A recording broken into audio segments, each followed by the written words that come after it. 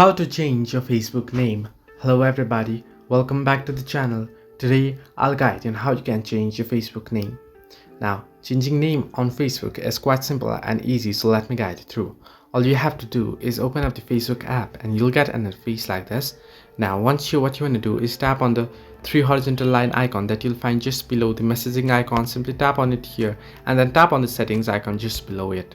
Now on settings icon, what you want to do is you'll find the first option, personal and account information. Under account, simply tap on personal and account information and you can see the first option, name. Simply tap on name here and you can see now the trick to change your name is all you have to do is erase your previous name here, clear it up and then type in your new name here and then simply tap on review change, and if the name is available you'll get the option to change your name. Simply tap on change name and your Facebook name will be changed.